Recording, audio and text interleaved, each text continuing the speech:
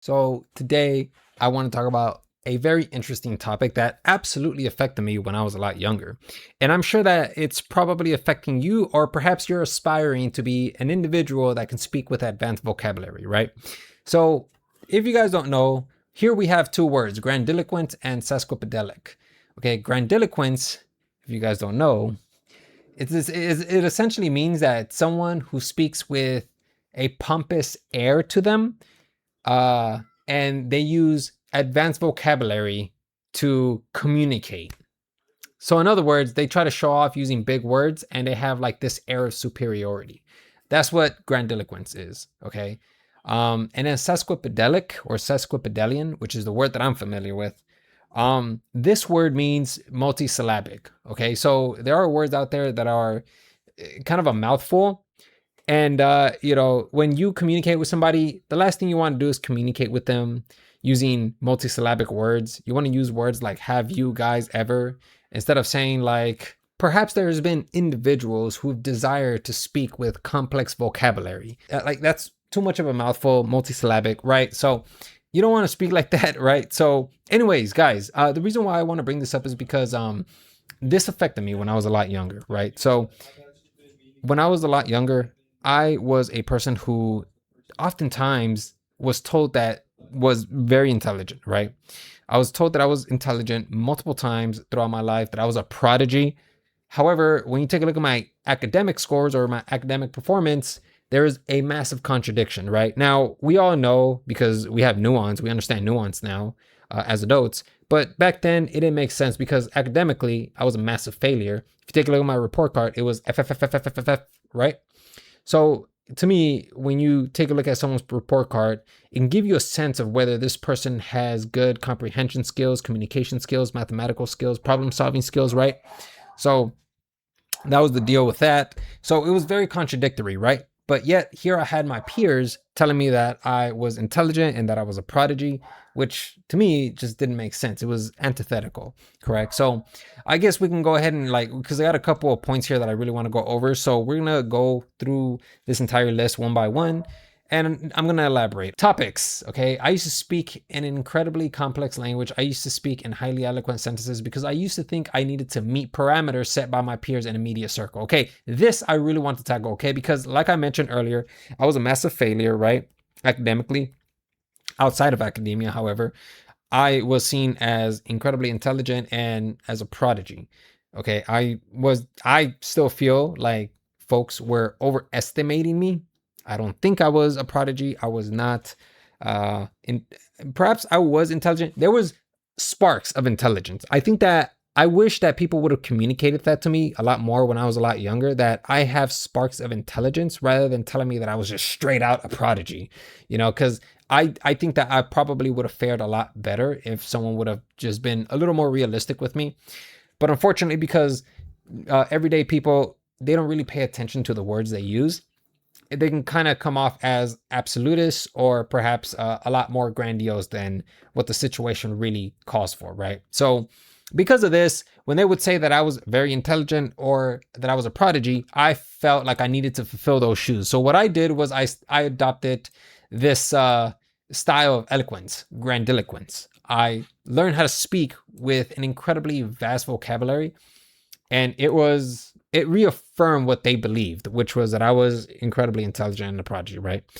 They were incredibly impressed that I was able to do that. And to them, they loved it, and that's kind of like where I wanted to get into this positive reinforcements concept, because the fact that they loved it, even though they didn't understand what I was telling them, they would positively reinforce it. So I would continuously speak like that because they wanted me to keep doing that. And so obviously, if you're getting the validation, you're being complimented for speaking like that, you're going to want to do it more and more. Now, outside of my media circle, there was a lot of people that saw through it, right? They said this guy, he's pompous, he's a tryhard, which they have every right to believe that, okay? Because it's not that I was a tryhard, it's that I wanted to meet certain parameters that were set by my peers. So I wanted to live up to those expectations, but obviously living up to expectations just never ends well. It ends up leading you down a path that actually, I don't know if the path was detrimental to me. Now that I think of it, you know, a lot of the words that I use now, I use them in my everyday speech. So I did keep remnants of that era with me. Now, obviously, I speak with advanced vocabulary, and it isn't too much of a problem because anytime my immediate circle hangs out with me, they learn a lot. Now, because I explain the words, before I would never explain them, I would just boom, boom, boom, just say them out there. As a matter of fact, let me go ahead and show you what I used to sound like. I have like a concept here. This is what I used to sound like to give you an idea as to what or how I was speaking during that time, okay? So let me read this sentence to you, okay? I embodied a persona of grandiloquent and articulated sesquipedalianistic tendencies via verbose and convoluted polysemic statements. My tenacious and inflated disposition consequently yielded circumlocutory and esoteric monologues. That's how I used to speak back then, okay? And back when I used to speak like this, I was crisp with it because, dude, like I was doing it for like a good amount of months, you know? It takes about like, I would say like 4 to 6 months to really start speaking like this. It's a lot easier for people who already know a couple of these words because I was into like learning SAT words. I'll even show you. Look at this. This is the book right here, the unofficial SAT word dictionary. Look at this. I bought this back in 2009. Let me see if I can show you guys. You guys can't see it. It's too blurry. But this is back in 2009. You can look it up online. I bought this back in 2009. Okay.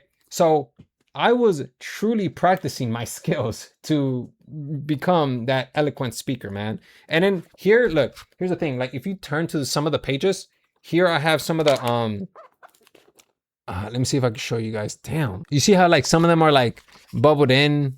Like I have some of the words here bubbled in, or I have some of the words like highlighted. Okay. So the reason why I was doing that was because first off, some of the words I already knew and I kind of wanted to cross them out so then I wouldn't have to relearn them. And then second, some of the other words that I was bubbling in, I was attempting to learn. Now, the way you do this is that if you want to speak in this style like this, and again, I advise you not to do this, but if you want to do this, listen, man, I'm a big believer in learning the hard way, okay? So, but to most people, they probably won't be able to understand this. And I'm telling you right now, it's going to, you're going to potentially attenuate a lot of connections that you would have otherwise made, right? So if you want to speak like this, learn about 100 advanced words and just keep reiterating them to yourself every single time. And look, you can't just do that. You can't just reiterate the definitions to yourself. You have to actually apply them every single time you speak, whether you're monologuing or you're writing on your journal or whatever the case is. If you continuously do that for like, I think like 3, 4 months, 6 months, and then you have positive reinforcements, you will be speaking like this almost to anybody. Okay. I'm not kidding, man. Now, this is the next point. The reason I did this was because I was unsure of whether the compliments given to me were accurate. So I committed to a self-fulfilling prophecy where I needed to live up to those expectations. So it's like I mentioned before, this was a self-fulfilling prophecy. You know, when someone's telling you that you are a certain thing, this is the Pygmalion effect in full effect, right? So if you guys don't know what the Pygmalion effect is that like whenever you're receiving compliments, whenever you're receiving reinforcements or something is validating you start to take shape. You start to take that shape because you're constantly hearing that over and over again. It took me 3 to 6 months to speak like this. So I already told you guys that it takes like 3 to 6 months to speak like that. You just pick out 100 words and just continuously study those words. And don't worry about adding more and more words to your vocabulary or to your word bank. You know, the more you do this, the more words you're going to add to your word bank, and it's going to be a gradual process. Don't worry about it. You will absolutely speak the way you want to speak with that grandiloquent style. So if you want to do that, that's how you do it.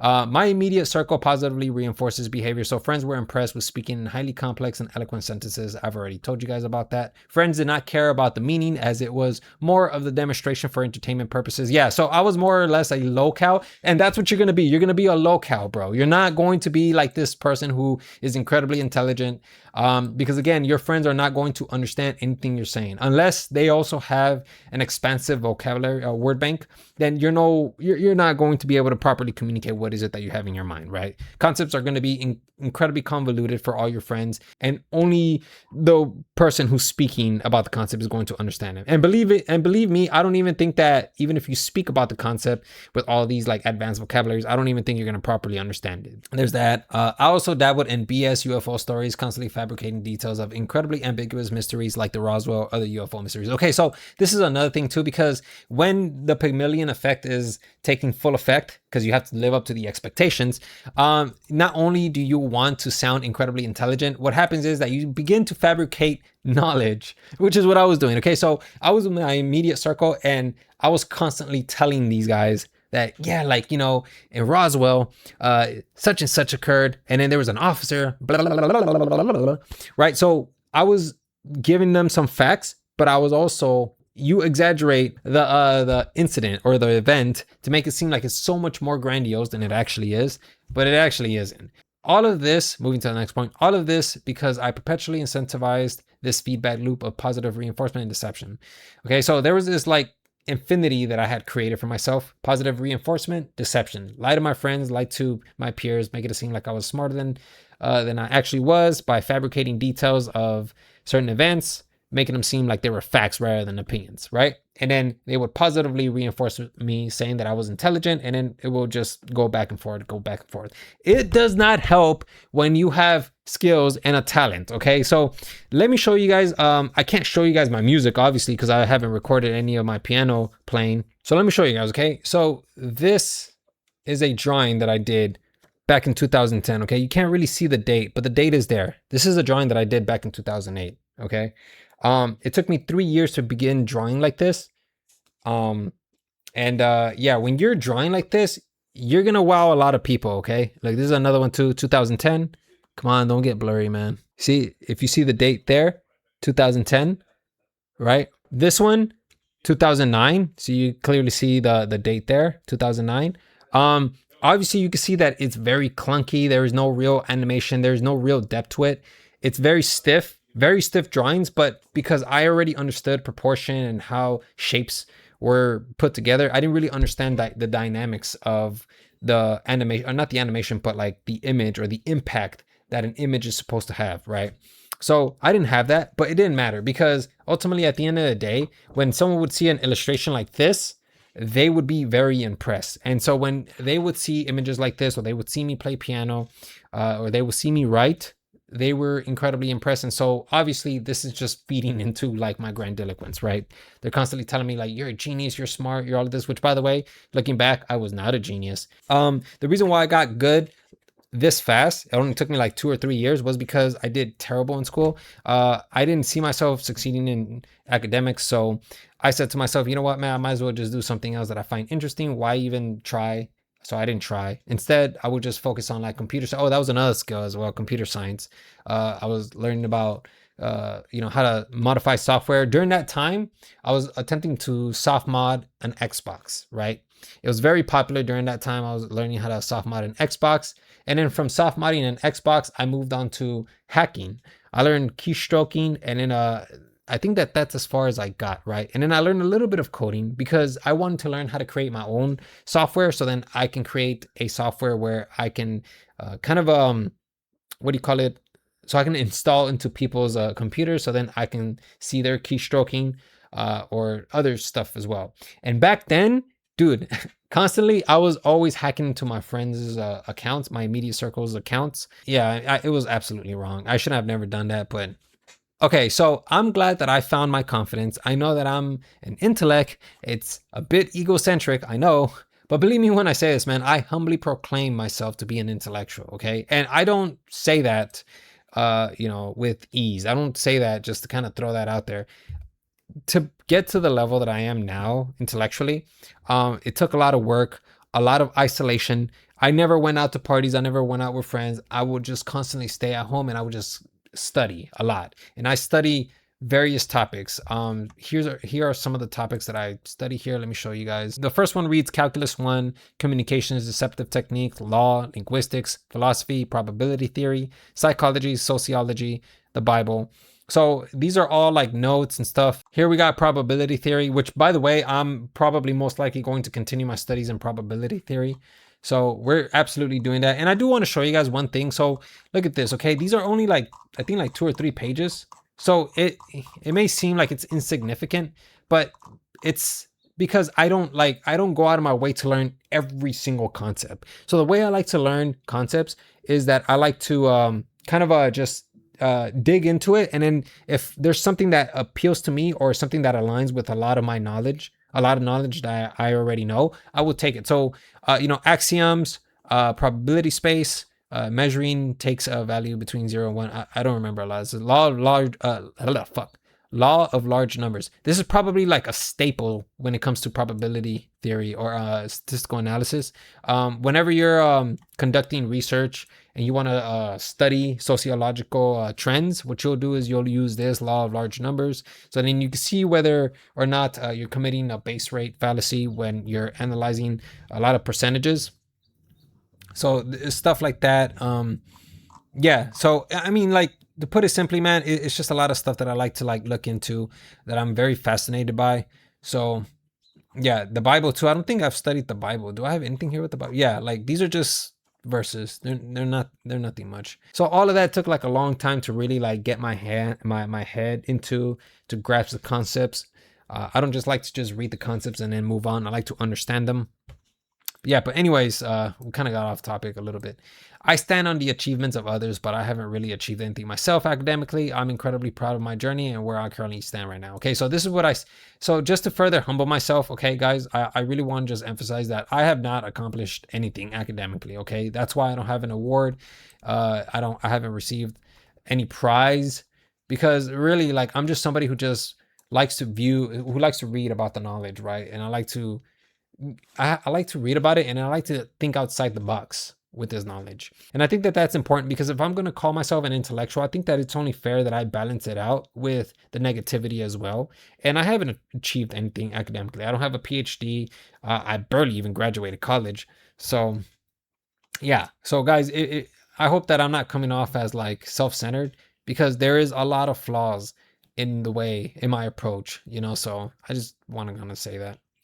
It wasn't easy accepting that I love to study outside of academia. Academia also instilled this idea that I was highly inadequate as a student. However, I'm incredibly confident with my ability for comprehension and problem solving. Okay, so constantly when I would, get my report card or progress reports in school, you will take a look at some of the grades, and obviously reading comprehension and mathematics, these two were massive, okay? Because mathematics teaches you how to problem solve, and then reading, literature, English, it gives you the skills for reading comprehension, okay? I had none of that, okay? I was an incredibly terrible student. At the time, I could not express how I felt about literally anything, because I didn't have this skill down, reading comprehension. So the fact that I'm even able to properly articulate a concept, this has to be like the luckiest thing for me, honestly. And I really do have to like praise and commend my folks, my peers, who instilled the idea that I was intelligent, and that I was a prodigy. Although at the same time, I feel like I kind of fed into that as well. So I do have to thank myself at the same time. But I do have to kind of acknowledge them, because I really wouldn't have been here if it wasn't for them. Honestly, I would have never learned about comprehension skills. I would have never learned how to problem solve. Yeah, man, I feel incredibly blessed and lucky that I'm even in this position. So not everybody gets to obtain these skills, because if you guys don't know, metacognition is a very difficult skill to acquire, mainly because you have to think about how you think. You have to catch yourself whenever you're, expressing a logical fallacy or expressing logic that is incredibly flawed. You have to be able to catch yourself. And if you can't catch yourself, then most likely you're going to miscommunicate concepts and ideas. You're gonna spread dangerous rhetoric. Yeah, it's stuff like that that's just incredibly detrimental when you don't have these skills locked, or in check. But yeah, you guys let me know what you guys think about this. Do you guys also feel like you have gone down your own path? Perhaps you didn't adopt a grandiloquent style of speaking, but perhaps you want to be seen as an intelligent or an intellectual through other means. So if this has happened to you, or perhaps you had trouble trying to kind of fit in, but you didn't know how to properly articulate that you were intelligent, or perhaps you were someone who just relied heavily on observing others, and you can never really be a part of the group. Let me know what you guys think or what your struggles were, because I was like that. I had a very difficult time existing in a group because I was constantly observing my friends. I never really participated in the activities because I was more interested in how they behave than participating and having fun. So you guys let me know what you guys think about that. And yeah, that's pretty much all I got for you guys.